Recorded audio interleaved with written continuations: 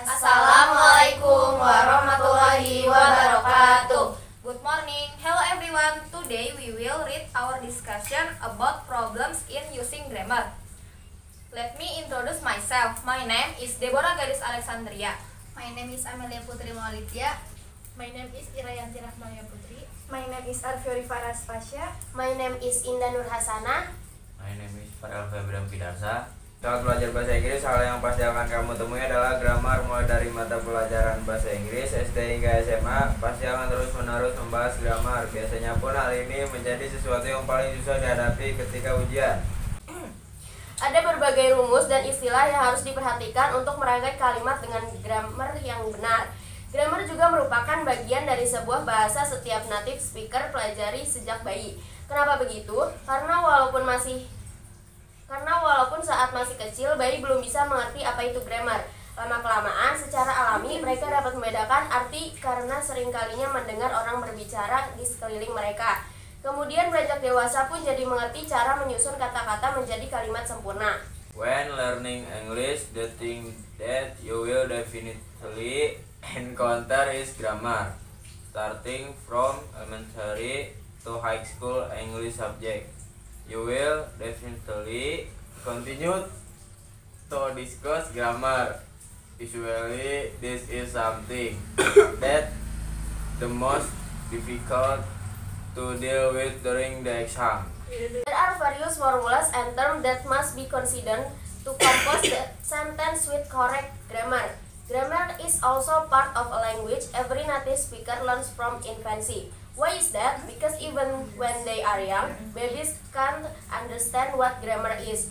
Over time, they will naturally be able to distinguish meanings because they often hear people talking around them. Then, growing up, even so understand how to arrange words into perfect sentence. Banyak yang menganggap kalau belajar grammar itu susah banget, sehingga menghambat mereka buat belajar bahasa Inggris lebih jauh lagi. Grammar juga sering dijadikan alasan kita nggak bisa ngomong pakai bahasa Inggris karena takut salah, dan sebagainya. Memang sih, susunan kalimat dalam bahasa Inggris berbeda banget dengan susunan kalimat dalam bahasa Indonesia. Belajar grammar lewat rumus memang membantu, tapi kalau terlalu terpaku, kita jadi merasa ketergantungan. Jadi kalau nggak lihat rumus, kita jadi bingung dan nggak bisa mengerjakan soal. Permasalahan yang dapat kita alami ketika belajar grammar adalah malu dan tidak percaya diri. Metode belajar salah, tak memiliki waktu untuk belajar, maupun susah dalam menghafal kosakata bahasa Inggris. Many people think that learning grammar is very difficult, so that it prevents them from learning English better. Grammar is also often used as an excuse to not being able to speak in English for fear of making mistakes. Also indeed, the sentence structure in English is very different from the sentence structure in Indonesian. Learning grammar through formulas does help, but if you get too hung up on it, you will feel dependent. So if we don't see the formula, we get confused and can't work on the problem. The problems that we can experience when learning grammar are shyness and lack of confidence, wrong learning methods, not having time to study, or difficult in memorizing English vocabulary. Penyelesaian dalam permasalahan di atas tadi. Yang pertama, ada memperhatikan hal dasar terlebih dahulu, yaitu hal-hal mendasar yang dimaksud adalah menguasai verb, simple tense, adjective, klausa, phrase, dan lain-lainnya. Dengan mempelajari hal-hal mendasar seperti ini, kamu bisa lebih mudah menguasai grammar. Pay attention to the basic first. The basic things in question are mastering verbs, simple tense, adjective, clause, phrase, and others. By learning basic things like this, you can more easily master grammar. Yang kedua, ada pahami struktur atau formula bahasa Inggris. Struktur bahasa Inggris merupakan salah satu bagian tersulit dalam mempelajari grammar.